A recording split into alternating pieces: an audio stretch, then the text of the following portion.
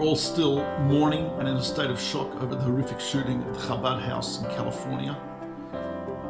Just after hearing about it, I saw a cartoon, anti-Semitic cartoon, published in the New York Times, a cartoon that would not have been out of place in Der Stürmer, the Nazi newspaper published by the Nazis in the Second World War. Cartoon showing Netanyahu as a dog, wearing a yarmulke, pulling along a blind Donald Trump. Okay, they issued an apology.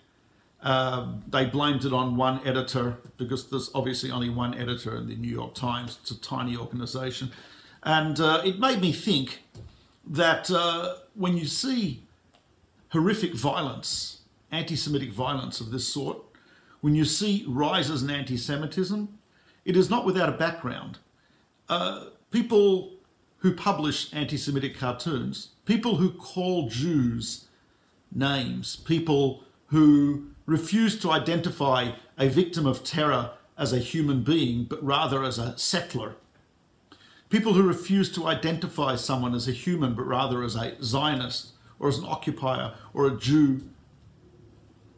That's where I think a lot of anti-Semitism gets its strength from.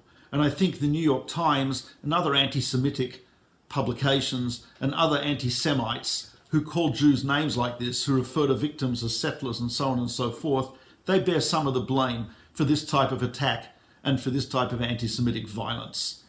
There's a book I have here called God's First Love by Friedrich Heyer. It was originally written in German. The dedication on the book reads, "This book by an Austrian Catholic is dedicated to the Jewish, Christian and non-Christian victims of the Austrian Catholic Adolf Hitler."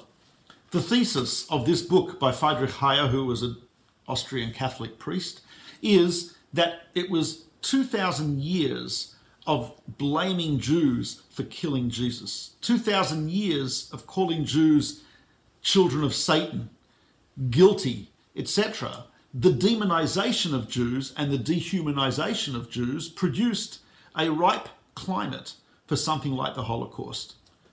The Christians and Christianity and the Christian church did not commit the Holocaust. That was done by Nazis, National Socialist Nazis. Yes, that is true. But he says that the atmosphere of dehumanization of Jews that took place for thousands of years before the Holocaust created a possibility of people doing something as horrific like that. When you dehumanize people, when you call them names, when you refuse to recognize their humanity, that creates an atmosphere, and that creates a possibility, a psychological possibility for people to kill them. So when the New York Times, when they publish a cartoon like that, and when people use terms for Jews that are inhuman and demonize Jews, wherever they be living in the land of Israel, in the state of Israel, whether they be living in the world, they bear responsibility for this. And I think deep down they know it. Maybe that's why they say these things. But for us, we have to understand that these words and these actions and these cartoons and these images have consequences. And it is something that we should think about during this time. Thank you. This is Mordechai Becher of the Gateway's Parshat Law.